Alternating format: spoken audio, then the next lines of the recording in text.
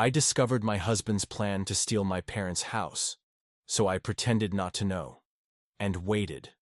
There was a moment, not long ago, when the world I thought I knew began to quietly unravel beneath my feet, like the slow, inevitable cracking of ice on a frozen lake. My name is Daniel. I'm 38 years old, and for most of my adult life, I believed I had built a foundation of trust, love, and honesty with my husband, Mark. We had been together for nearly a decade, sharing a life that, to the outside world, looked like stability itself. But beneath the surface, something was shifting. Small, almost imperceptible signs that now, in hindsight, screamed of something far darker than I could have imagined. My parents' house was more than just a building to me. It was the repository of my childhood memories, the place where every corner held a story, a laughter, or a comforting silence. It was also a symbol of my family's legacy, something I had always vowed to protect. Mark, on the other hand, had a complicated relationship with my parents. His smiles around them sometimes felt forced, and there were moments when his eyes would dart away, or his words would falter when the topic of their home came up. I told myself it was just awkwardness, or maybe a difference in our family dynamics. Over time, though, I began to notice a subtle tension in our marriage. Unspoken rules, quiet silences that stretched too long, and an undercurrent of control that I hadn't seen before. Mark's gestures were sometimes laced with manipulation masked as concern. I found myself second-guessing my own feelings, questioning whether I was being overly sensitive or paranoid. But the feeling of unease was real, and it clung to me like a shadow I couldn't shake. I didn't want to believe that someone I loved could harbor intentions so selfish, so destructive, especially toward the people who meant the most to me. And yet, that gnawing doubt took root. I decided to watch, to wait, to learn more before I confronted what my heart feared might be true. What I discovered in the quiet spaces between words and actions would change everything and force me to make a choice I never thought I'd face. What I found next wasn't just a secret, it was a plan, and it was closer to home than I ever imagined. In the months that followed my initial suspicions, the distance between Mark and me grew not with loud arguments or clear betrayals, but through a series of small, almost invisible cracks that widened with each passing day. It was the way he would glance at his phone during conversations about my parents, his eyes flickering with something I couldn't quite read. Disinterest, guilt, before quickly focusing back on me, forcing a smile that never reached his eyes. Or the way he would find excuses not to visit the house, claiming work stress or fatigue, even though I knew he had time. These moments, seemingly trivial, accumulated like a slow drip that erodes stone. I remember one evening, sitting across from him at the dinner table, the silence stretching between us thicker than the food we barely touched. He fiddled with his fork, avoiding my gaze, and I felt an ache of isolation settle deep in my chest. I told myself it was just a rough patch, that love sometimes meant weathering storms in quiet companionship.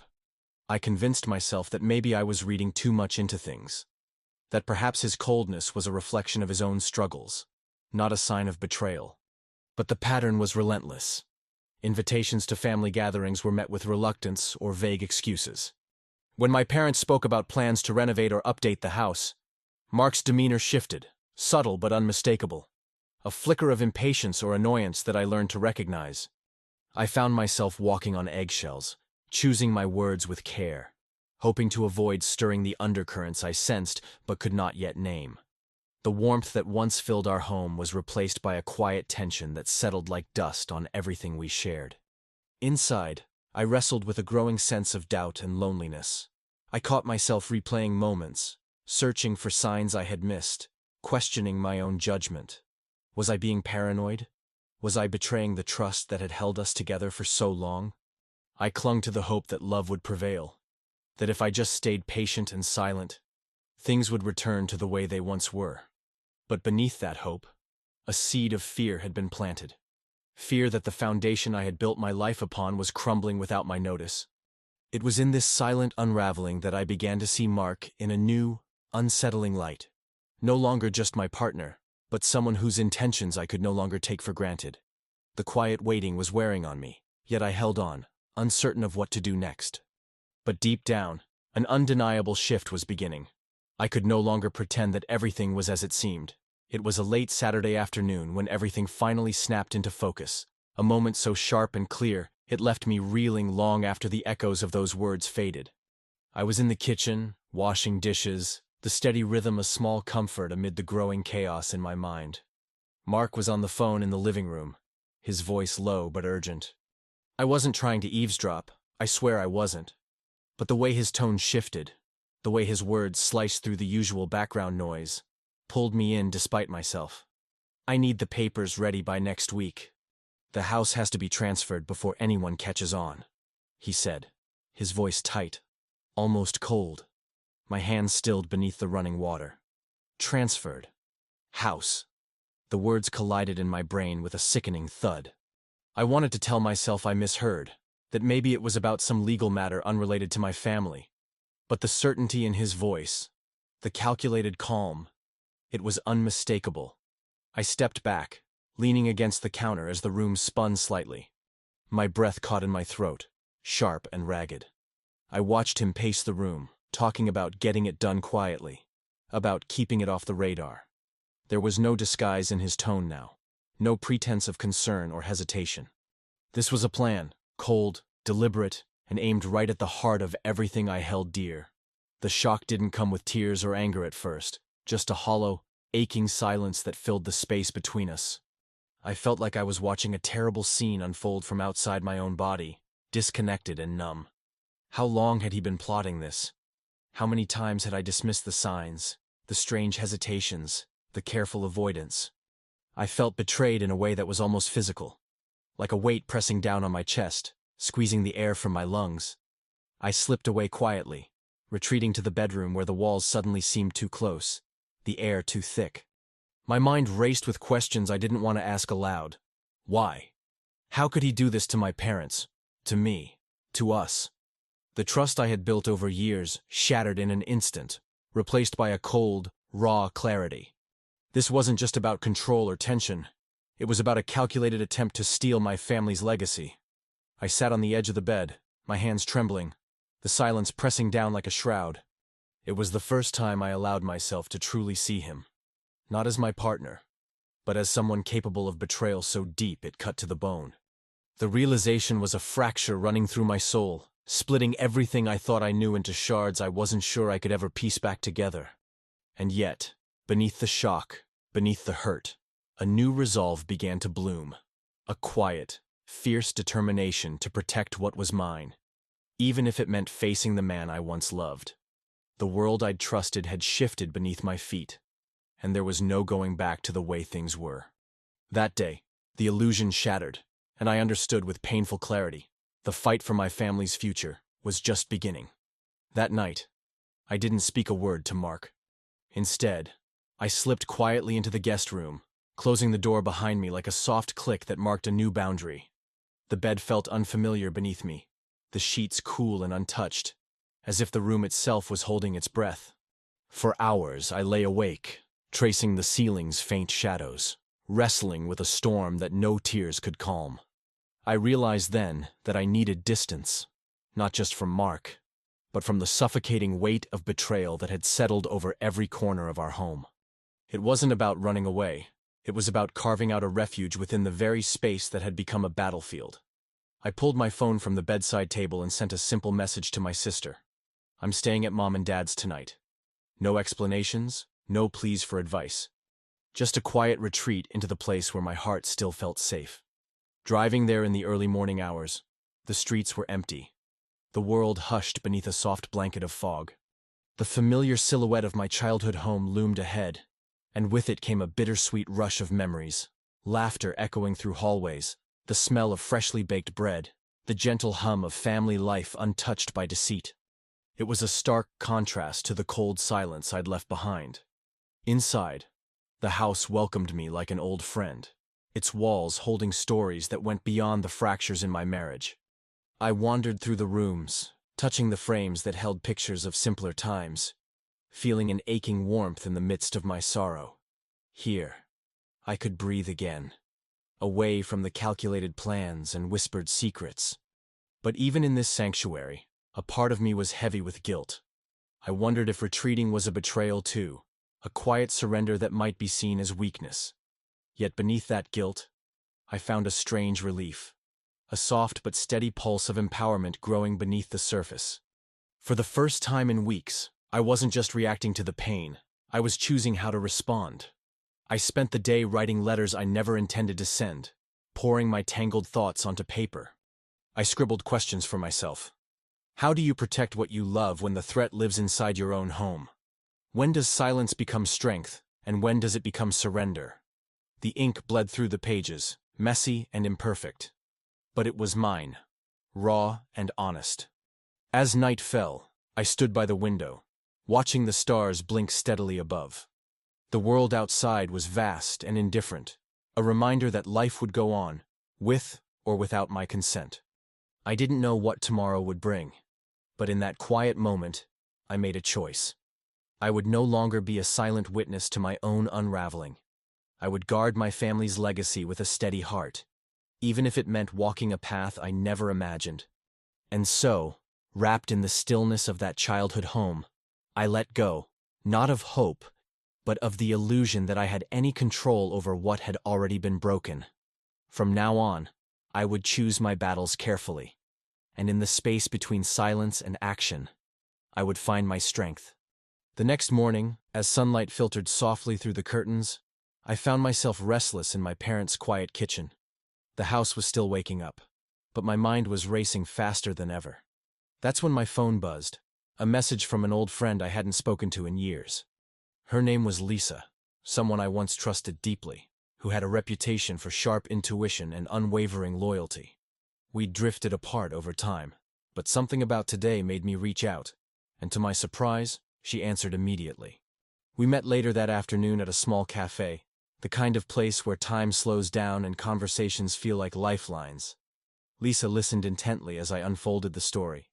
My husband's betrayal, the creeping doubts, the shattering discovery. She didn't interrupt, didn't judge. Instead, she offered something I hadn't expected. Perspective. "You've been carrying this burden alone," she said gently. "But you don't have to. Sometimes the hardest part is asking for help, and you're stronger than you realize." Her words struck a chord deep within me. For so long, I had been trapped in silence, trying to protect everyone by shouldering the pain myself. Lisa reminded me that strength isn't about enduring everything alone. It's about knowing when to lean on others, when to let your guard down enough to see a way forward. She spoke of boundaries and strategies, of reclaiming control inch by inch, not through confrontation, but through careful planning.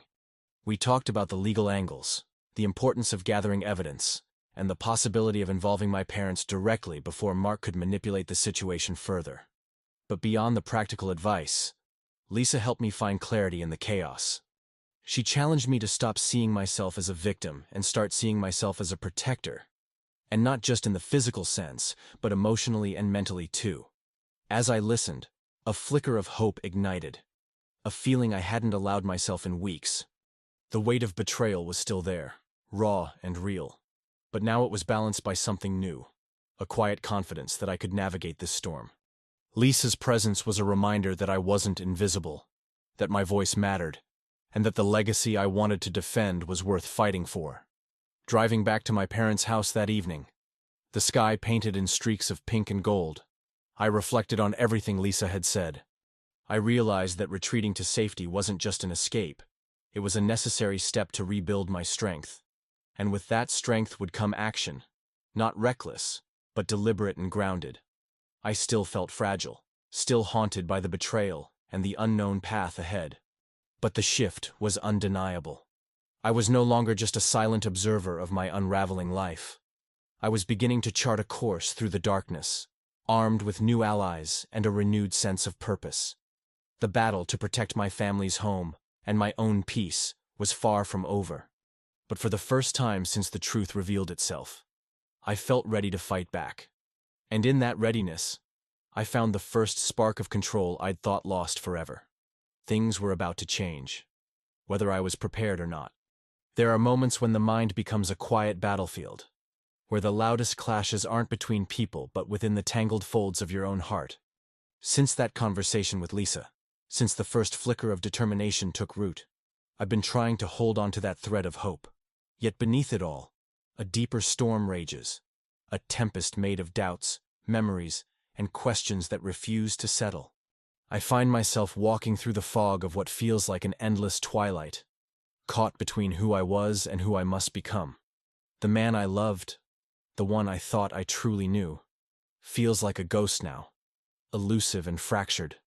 But it's not just anger or betrayal that haunts me. It's the ache of remembering how he used to laugh with my parents, the way his hand once found mine in quiet moments of comfort. Those memories aren't simple relics of innocence lost.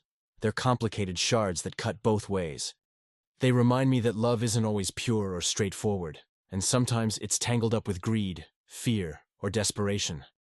I keep replaying the early days of our relationship, the promises exchanged in soft candlelight, the plans we made for a future that now feels like a cruel joke. At the time, I believed every word. Every glance was a piece of a puzzle that fit perfectly. But now, I'm not sure if I was blind or simply choosing not to see. Did I overlook the subtle shifts, the moments when his ambitions began to overshadow his affections? Or did I unknowingly give permission for this darkness to grow by silencing my own instincts? Guilt is an unwelcome companion. I wonder if my silence, my decision to wait and watch rather than confront, gave him space to weave his scheme. Was I protecting my family or just delaying the inevitable? More than once, I've questioned whether my desire to believe in the goodness of our bond was an act of selfishness, an unwillingness to face a painful truth that might have saved us all from deeper wounds. And yet, amidst this self-reproach, there's a fragile tenderness for myself, a recognition that navigating betrayal isn't a linear path. It's a mess of contradictions, strength and vulnerability, hope and despair, love and loss. I feel both shattered and whole, broken yet slowly stitching myself back together with threads of hard-earned wisdom.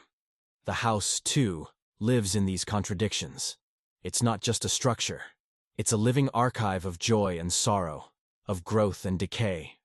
Every creak of its floors echoes with the weight of history and the uncertainty of what will come next.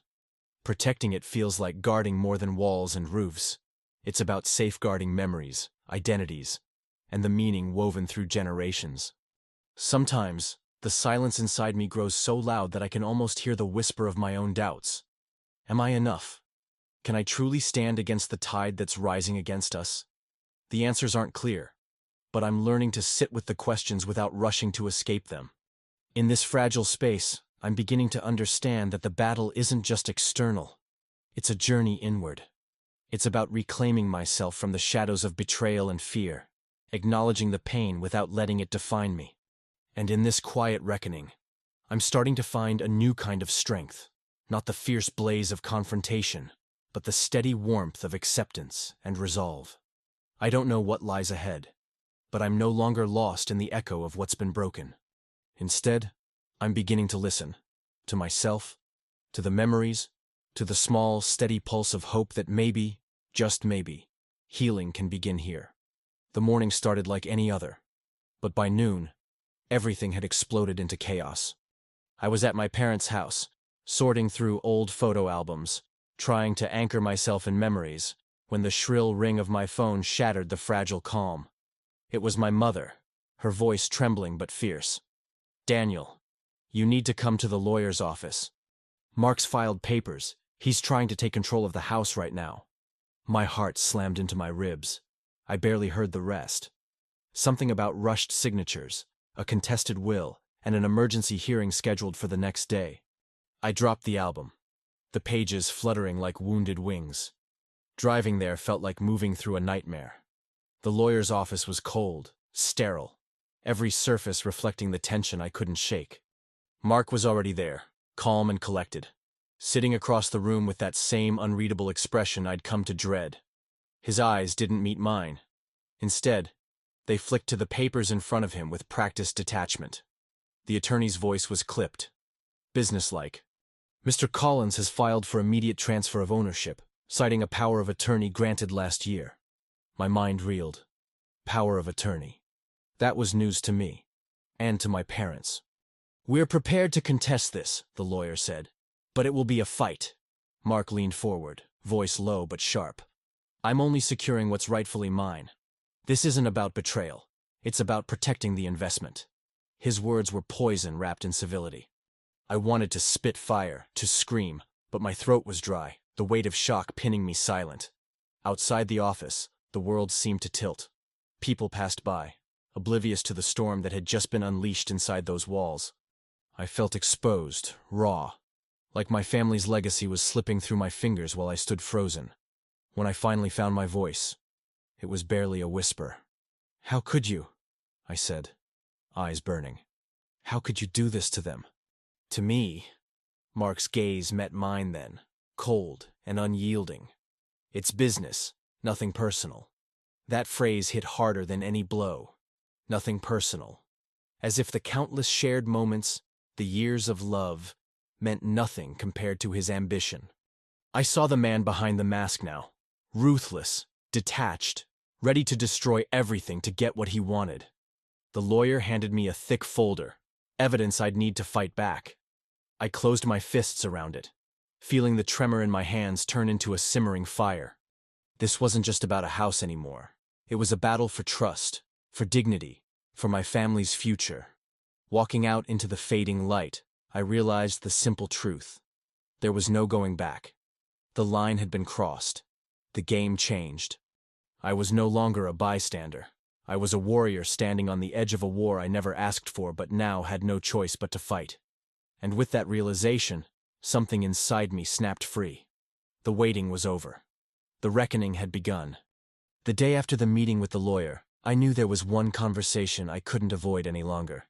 It wasn't about legal battles or evidence. Those were battles I'd prepare for quietly, methodically. This was about drawing a line so clear that even the fog of betrayal couldn't blur it. I invited Mark to the old porch of my parents' house, the place where so many memories had been built, now the stage for this final reckoning. He arrived with that familiar, practiced calm, but I could see the flicker of uncertainty in his eyes, the first crack in his carefully constructed armor. We stood there, the late afternoon sun casting long shadows between us, the silence heavy but charged. I didn't rush to speak. Instead, I let the weight of everything hang in the air. Years of love, deception, hope, and heartbreak, all converging in that moment. Then, with a voice steady but low, I said, "Mark, this ends here. Not because I hate you, but because I love myself enough to refuse being broken by this." I watched as his expression faltered, the mask slipping momentarily. "Your plan to take my parents home wasn't just a betrayal of them. It was a betrayal of us, of the trust I gave you freely. And I'm done pretending that I can look past it." He opened his mouth, probably to argue, to explain away the cold calculations, but I held up my hand. "No more words. I'm not here to negotiate or plead. I'm here to say that I am reclaiming my life. That house, our past, it's mine to protect. And you're on the outside now. Not because I want to punish you, but because I have to protect myself." The silence stretched between us again, but this time it wasn't heavy with doubt. It was charged with something new. Clarity. I felt it settle deep in my bones. A quiet certainty that didn't scream, but simply was. I wasn't angry anymore. I wasn't pleading for something that could never be. I was simply standing in my own truth. Mark's eyes searched mine, perhaps looking for remorse or weakness. But there was none to be found. What remained was a fierce, calm resolve. I turned away then, the porch creaking beneath my feet, the setting sun painting the sky in hues of farewell and beginning. I wasn't just walking away from a man. I was stepping forward into a life where my worth wasn't defined by his choices. And in that step, I found a freedom I hadn't realized I was starving for. This is my boundary, my vow, and my new beginning. I will protect my family, my future, and most importantly, myself, no matter what it costs.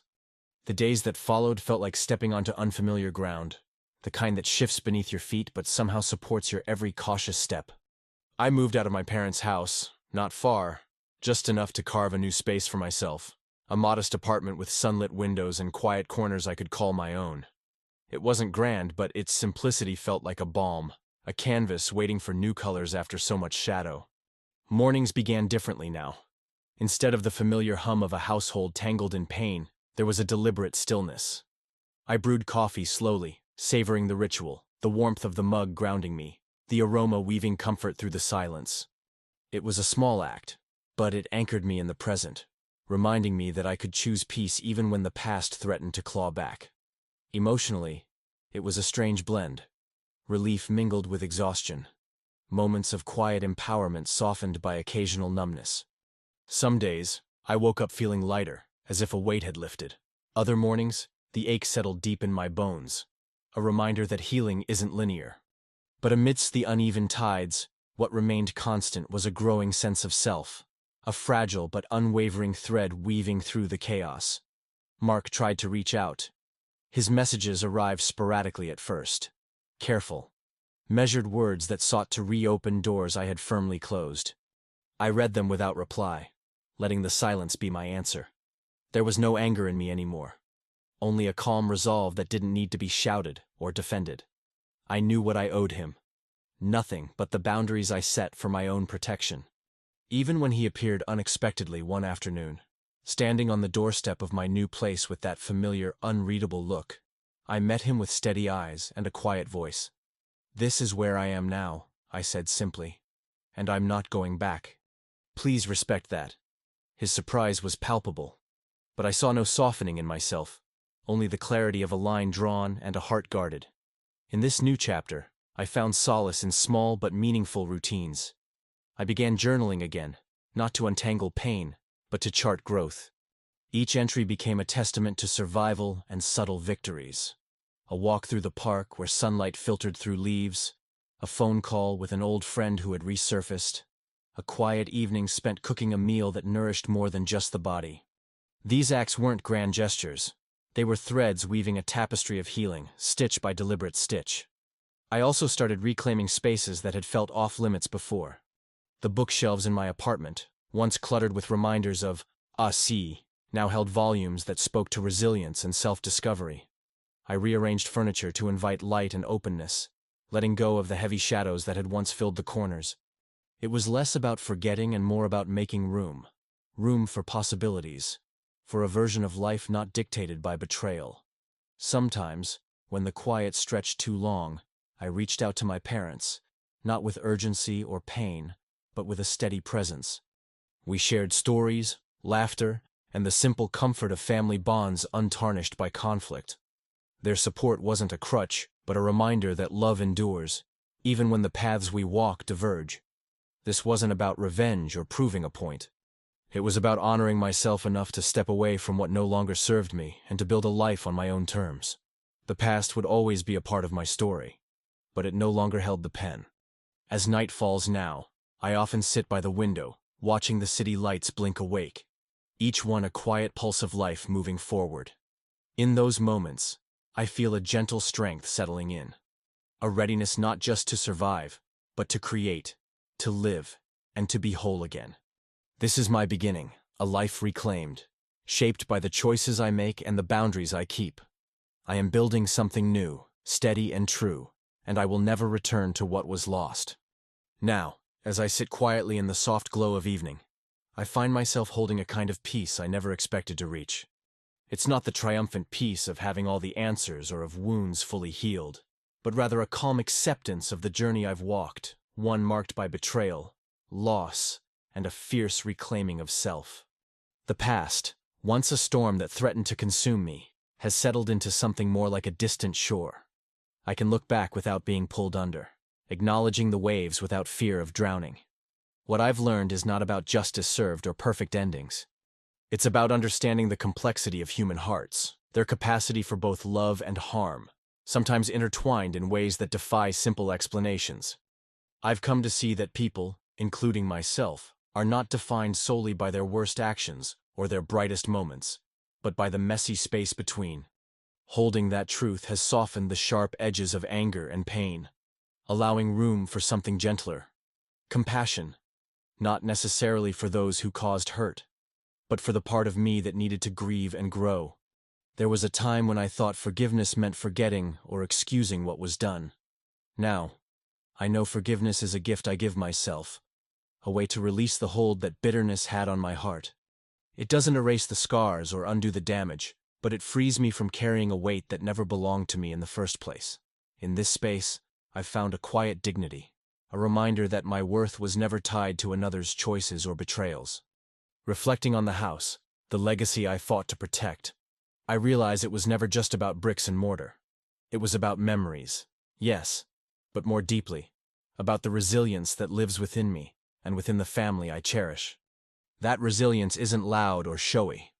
It's a steady pulse beneath the surface, a reminder that even after the hardest storms, life holds a way forward. I carry that with me now, not as a shield against pain, but as a quiet strength to face whatever comes next. There's a subtle moment I hold close.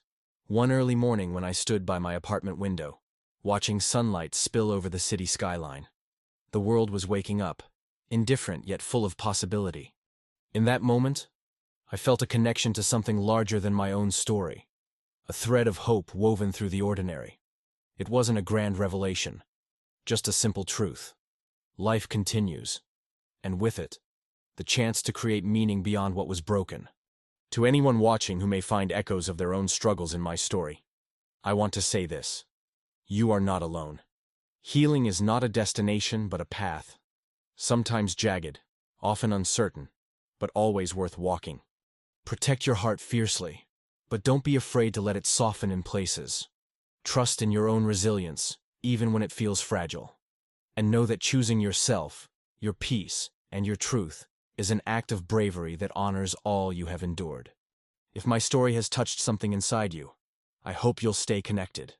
Subscribe to this channel for more reflections on life's complexities, like the video if it resonated, and share it with someone who might need to hear these words today. Sometimes, the smallest gestures of connection can be the most powerful. As I close this chapter, I carry no illusions of perfect healing or forgotten pain. Instead, I carry the quiet knowledge that I am still here, whole in my own imperfect way, ready to face tomorrow with a heart that remembers how to hope. And in that remembering, I find my way home.